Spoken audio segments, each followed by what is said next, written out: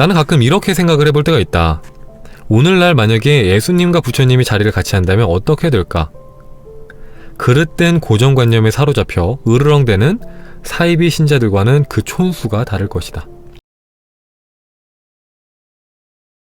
그런 경우들도 많아요. 이게 나는 항상 손해를 보고 남들은 항상 이득을 보는 것 같은, 그래서 나만 손해보는 것 같은 그런 생각들을 할 수가 있는데, 여러분들이 마음 공부를 더 깊이 하면 할수록, 저도 아직 많이 부족하지만 하면 할수록 남이 잘 되는 게 내가 잘 되는 일이라는 것을 여실히 느낄 수가 있어요. 그러니까 내가 누군가한테 도움이 돼갖고 그 사람이 잘 되고 그 사람이 행복해하고 뭔가 그 사람이 뭔가 에너지를 얻는다 라는 것은 무조건적으로 나한테 좋은 일이거든요. 기뻐해야 되는 일이고요. 왜 내가 저 사람한테 도움이 되고 저 사람은 나한테 도움이 안 되지? 하고 생각을 하면 안 되거든요. 네. 근데 제가 이런 말씀 왜 드리냐면은 아직도 그렇게 생각하시는 분들이 있더라고요. 그래서 한번 좀 깊이 생각을 해보셨으면 좋겠어서 이렇게 말씀을 드립니다. 그냥 머리로 이해하지 마시고 체험을 통해서 이해를 하셨으면 좋겠어요. 마음 공부는 드러나는 게 아니잖아요, 어떻게 보면. 그쵸? 여러분들이 사실 마음 공부가 얼마큼 됐냐는 걸 이제 보기 위해서는 막 여러분들이 초능력이 있고 뭐 유체이탈할 줄 알고 이런 건 마음 공부의 척도가 될 수가 없어요. 요가난다의 영혼의 자서전을 보면은 요가난다는 이제 최고의 성인 중에 한 명이라고 꽃이 이제 손꼽히는 사람 중에 한 명이에요. 근데 그 사람이 인도의 그 구루들을 막 이렇게 만나다가 그 중에서 한 구루가 향기가 날 수 있는 뭐 그런 초능력이 있었어요. 그리고 어떤 구루는 막 허공에서 막 물건을 꺼내고, 근데 거기에 대고 요가난다가 이렇게 일침을 했죠. 당신은 수행을 10년 하고 뭐 20년 해갖고 얻은 능력이 겨우 향기를 만드는 능력이냐? 그런 건 아무짝에 쓸모없는 게 아니냐? 향기야 우리가 꽃냄새를 맡아도 되는 거고 아니면 향수를 뿌려도 되는 건데 본질이 아니다 이것은 하면서 욕을 한단 말이에요. 사실 본질적인 거는 우리가 마음을 얼마큼 평화로운 데 머물 수 있느냐, 얼마나 사랑에 머물 수 있느냐지 그 외적인 건 사실 중요한 게 아니에요, 여러분들. 그걸 아셨으면 좋겠어요. 중심. 그 옆길로 빠지지 마시고 중심이 무엇인지 알았으면 좋겠습니다. 그 외적인 것은 사실 부수적인 거예요. 그걸 꼭 해야 되는 것도 아니고 하지 않았다고 여러분들 부족한 것도 아니고. 자, 일단 준비한 것들 좀 더 읽어보고요. 얼마 안 남았습니다. 몇 개 안 볼 거기 때문에 자세하게 보고 싶은 분들은 책을 사서 보세요. 책을 당연히 무소유라는 책은 책 제목은 무소유지만 소유하기에 정말 좋은 책입니다. 네, 소유해놓고 자주자주 보면서 마음을 가다듬기에 너무 좋은 책이기 때문에 구할 수만 있다면은 사서 보시면 너무 좋아요. 근데 조심하셔야 되는 거는 이 무소유라는 책이 법정 스님이 직접 쓰신 게 있고 법정 스님이 하신 말씀을 누군가 받아 적어서 저자가 다른 게 있어요. 저자가 다른 게 있기 때문에 그것만 좀 잘 분간을 하셔서 구하셔서 보시면 됩니다. 그리고 책도 얼마 안 해요, 이거. 근데 중고가는 이 가격보다 비싸긴 합니다만, 네, 정가는 쌉니다. 정가에 못 구해서 탈이지만. 자, 그래서 90페이지를 보면 제가 방금 드린 말씀과 이어지는 부분이 있습니다. 자, 지나간 성인들의 가르침은 하나같이 간단하고 명료했다. 들으면 누구나 다 알 수 있는 내용이었다. 그런데 학자라는 사람들이 나타나서, 그러니까 깨달았다고 하는 사람들이 나타나서, 내가 뭔가 안다라고 말하는 사람들이 나타나서 불필요한 접속사와 수식어로서 말의 갈래를 쪼개고 나누어서 명료한 진리를 어렵게 만들었다. 어떻게 살아야 할 것인가에 대한 자기 자신의 문제는 묻어둔 채 이미 뱉어버린 말의 찌꺼기를 가시고 시시콜콜하게 뒤적거리며 이러쿵저러쿵 따지려 든다. 생동하던 언행은 이렇게 해서 지식의 울 안에 갇히게 된다. 사색이 따르지 않는 지식을, 행동이 없는 지식인을 어디에다가 쓸 것인가. 자, 이 부분 정말 전적으로 공감하는 부분입니다. 제가 이거는 진짜 10년 전, 15년 전부터 이제 책을 처음 볼 때부터 항상 생각했던 부분이에요. 제가 생각하는 두 가지 척도가 있어요. 이 저자가 얼만큼 지금 설명하는 부분에 대해서 잘 알고 있느냐를 판단하는 기준이 딱 두 가지가 있습니다. 첫 번째는 얼마나 쉽게 설명하느냐, 두 번째는 얼마나 간단 명료하게 말을 하냐, 얼마나 내가 알고 있던 것들을 벗어나지 않느냐, 진리에서 벗어나지 않느냐. 어떻게 보면 같은 말인데 이게 여러분들도 아시겠지만 여러 가지 책을 보거나 아니면 여러 가지 영상들을 보다 보면은 가끔 가다가 되게 거창한 식으로 막 설명하는 사람들이 있어요. 아니면 너무 어렵게 설명하거나 너무 막 거창하게 설명하거나 막 이해할 수 없는 말들을 하거나 그런 사람들이 있습니다. 둘 중에 하나입니다. 그 사람이 공부가 부족하거나 그 사람이 사기꾼이거나 둘 중에 하나예요. 진리는 단순하고 명료합니다. 여러분들이 알고 있는 것을 벗어나지 않아요. 근데 이 사람이 정말 막 뭔가 새로운 것 같은 거 가지고 와서 막 얘기를 하는데 전혀 알아들을 수가 없고 이해할 수가 없다 하면은 그 사람이 그걸 쉽게 설명할 만큼 거기에 대한 이해가 없거나 아니면은 그걸 빌미로 어렵게 설명을 해서 사람들이 더 자신한테 관심을 갖게 해서 자신의 무언가를 팔기 위한 그런 마음인 거예요. 이거를 잘 아셔야 돼요. 어떤 책을 봐도 어떤 스승들을 봐도 그러니까 진짜 모든 이들이 위대하다고 말하는 어떤 스승을 봐도 막 어렵게 말을 하는 사람은 한 명도 없어요. 모든 사람 말을 너무 간단하게 하고 명료하게 하고 되게 쉽게 하고 그죠? 지금은 뭐 스님 중에서는 법륜 스님이 굉장히 유명하시잖아요. 법륜 스님 말씀하시는 것만 들어봐도 여러분들 공감을 하실 겁니다. 굉장히 폐부를 찌르는 촌철살인의 말들을 하셔요. 되게 단순하고 명료해요. 누가 들어도 이해할 수 있습니다. 누가 들어도. 근데 진짜 이게 뭔 소리 하는 거야. 이 사람이 뭔가 막 엄청난 걸 알고 있는 것 같아. 근데 설명을 해줘. 근데 뭔 소린지 이해할 수가 없어. 그런 사람들은 그 사람이 모르거나 아니면은 다른 속셈이 있거나 사기꾼이거나 둘 중에 하나예요. 진리는 명료하다. 네, 이 부분 이거 한번 인지해 주시고 여러분들이 책을 고를 때나 아니면 여러분들이 뭐 따를 만한 멘토를 찾을 때 그런 기준을 가지고 찾으시면은 크게 엇나갈 일이 없으실 거예요. 자, 140페이지입니다. 종교인들에 대한 이제 법정 스님이 하시는 말씀인데 대개의 경우 어떤 종교를 통해 신앙생활을 하는 사람들은 종교를 갖지 않은 일반인들에 비해서 대인관계에 있어서 너그럽다고 한다.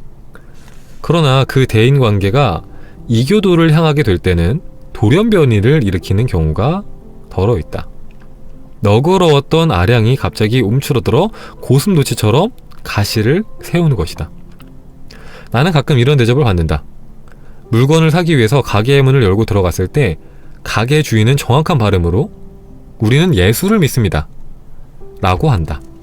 물론 어드러운 탁발승으로 오인을 하고 한 말일 것이다. 태연하게 물건을 골라 돈을 치르고 나오면서 돌아보면 복잡한 표정이다. 혹은 기독교인들끼리 산사에 놀러와 어쩌다가 찬송가라도 부르려 치면 기를 쓰고 제지하는 산승들 또한 없지 않다. 이와 같은 씁쓸한 현상은 어디에 그 뿌리를 내리고 있는 것일까? 자기가 믿고 있는 종교적인 신념에서라기보다 이교도라면 무조건 적대시하려 드는 배타적인 감정의 이유가 있을 것이다. 자기가 믿는 종교만이 유일한 것이고 그 밖에 다른 종교는 일고의 가치조차 없는 미신으로 착각하고 있는 맹목에 있을 것이다. 이렇듯 독선적이고 배타적인 선민의식이 마치 자기의 신심을 두텁게 하는 일인 양 알고 있기 때문에 스스로의 시야를 가리게 되는 것이다. 자, 나는 가끔 이렇게 생각을 해볼 때가 있다.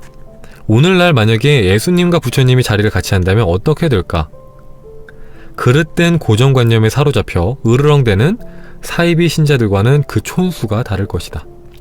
모르긴 해도 의기가 상통한 그들은 구태여 입을 벌려 수인사를 나눌 것도 없이 서로가 잔잔한 미소로서 대할 것만 같다. 그들의 시야는 영원에 닿아 있기 때문에 그들의 마음은 하나로 맺어져 있을 것이기 때문이다. 나는 가끔 성경을 읽으면서 느끼는 일이지만 불교의 대장경을 읽는 듯한 착각을 일으키는 수가 있다. 조금도 낯설거나 이질감을 느낄 수가 없다. 또한 기독교인이 빈마음으로 대장경을 읽을 때도 마찬가지일 것이다.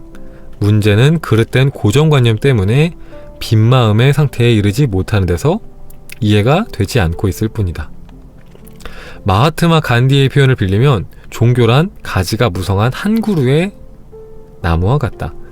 가지로 보면 그 수가 많지만 줄기로 보면 단 하나이다.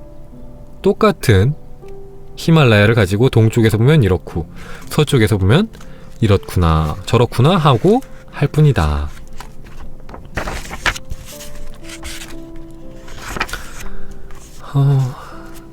그러니까 저도 이 부분을 공감해서 이 부분을 이제 읽었는데, 어떤 종교든 간에 종교를 갖고 계신 분들이 되게 친절하세요. 그죠? 친절하신데 가끔 가다가 그 종교가 자신의 종교가 아닌 분들을 마주쳤을 때 되게 변질되는 경우가 덜어 있어요. 그게 뭐 기독교든 불교든 간에 불교인이 기독교인한테, 기독교인이 불교인한테, 혹은 그 외의 종교들한테 과도하리만큼 나를 세울 때가 있습니다. 그쵸? 근데 만약에 그들이 정말 그 본인들의 종교의 가르침을 잘 따랐다면은 그렇게 하는 것이 맞는 것인가? 하는 것에 대해서 생각을 한번 해볼 필요는 있다고 생각을 해요. 지금 법정 스님이 말씀하신 것처럼 만약에 예수님과 부처님이 한 자리에 계시다면은 잘못된 배움을 갖고 있는 그런 종교인들처럼 서로 나를 세우고 서로 잘못됐다고 이야기하지는 않지 않을까. 당연히. 왜냐? 예수님과 부처님의 시야는, 그들의 시선은 이 현재에 머무는 게 아니라 그 끝을, 그렇죠? 여기 딱 나와 있잖아요. 그들의 시야는 영원에 닿아 있기 때문에. 영원에. 이 영원에 닿아 있다는 것이 우리가 늘 말하는 진짜 우리 자신의 차진 상태인 거죠. 내가 누구인지 진정으로 알게 된다면은 나와 남이 없어지는데, 그렇다면은 사실 하나라는 것을 알기 때문에, 예수님도 부처님도 서로 하나라는 걸 알기 때문에 누군가를 이렇게 헐뜯을 필요가 없는 거죠. 그죠? 그리고 성경도 불경도 불교신자잖아요. 법정스님은 당연히. 불교신자가 봤을 때도 성경이 칸치의 거슬림도 없이 읽히더라. 불경에서 하는 말과 똑같더라. 기독교인이 읽더라도 마음을 열고 본다면 불경 또한 그렇게 읽힐 것이다. 이런 부분들. 그래서 결국에는 법정스님이 하시는 말씀들은 다 우리가 여태까지 했던 얘기들이에요. 모든 진리는 사실 하나로 이어진다. 자기 개발서든 성경이든 뭐 불경이든 뭐 수많은 경전들이든 사실은 하나로 이어진다. 다만 그들이 서로 다른 말을 하는 것처럼 보이는 이유는 다른 표현을 쓰고 다른 언어를 쓰고 다른 용어를 쓰니까, 그러니까 서로 다른 말을 하는 것 같은 것 뿐이에요. 그리고 자, 만약에 우리가 이 앞에 자, 지갑이 있습니다. 지갑이 있으면은, 자, 이쪽에서 보는 사람은 아, 지갑이 되게 직사각형으로 생겼구나 라고 말하겠죠. 그리고 빨갛게 생겼구나 하겠죠. 근데 만약에 이렇게 보시면, 이렇게 위에서 본 사람은 아, 지갑이 되게 작고 얇구나, 그리고 지갑이 뭐 이렇게 약간 노란빛을 띠는 그런 가죽이구나 하고 보겠죠. 그러니까 보는 위치에 따라서 서로 다르게 설명을 할 수밖에 없는 거예요. 접근하는 관점에 따라서 똑같은 걸 설명하지만 어떤 사람은 이렇게 설명하고 어떤 사람은 이렇게 설명하는 것 뿐이지, 사실은 우리가 마음을 비우고 본다면 사실 서로 다를 게 없다. 진리를 이야기하는 사람들은 모두 다 같은 말을 한다. 종교에 얽매이지 마라. 네. 한 가지만 더 읽어드릴게요. 이거는 뭐 긴 건 아니고 짧은 건데, 네. 이것도 참 좋았는데, 이거는 이제 법정스님의 누이한테 보내는 편지의 한 구절입니다. 한 구절이에요. 이게 그런 분들한테 좀 약간 위로가 될 수 있다고 생각을 해요. 그러니까 자기 자신의 존재를 되게 가치없게 생각하시는 분들, 쓸모없게 생각하시는 분들 있잖아요. 그런 분들한테 되게 좋다고 생각하는 부분인데, 법정스님이 누이한테 이런 편지를 보냈습니다. 너의 하루하루가 너를 형성한다. 그리고 머지않아서 한 가정을, 그리고 지붕 밑에 온도를 형성할 것이다. 또한 그 온도는 이웃으로 번져서 한 사회를 이루게 될 것이다. 이렇게 볼 때 너의 있음은 절대적인 것이다. 없어도 그만인 그런 존재가 아니라는 말이다. 자, 여러분들의 존재가, 여러분들이 보내는 그 매일매일의 하루가 여러분을 형성하는 거예요. 그쵸? 그리고 여러분들이 보내는 그 매일매일이 여러분이 머무는 한 가정의 온도를 형성을 하죠. 그쵸? 여러분들이 만약에 좋은 생각을 하고 따뜻한 생각을 하고 사랑으로서 가족들을 대하고 주변 사람들을 대한다면은 여러분의 가정의 온도는 굉장히 따뜻하겠죠.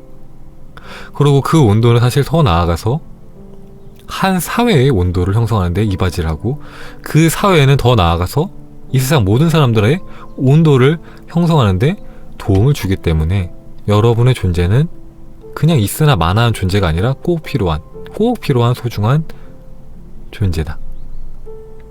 여러분의 매일매일의 하루가 여러분을 형성한다. 거기서부터 모든 것이 시작된다.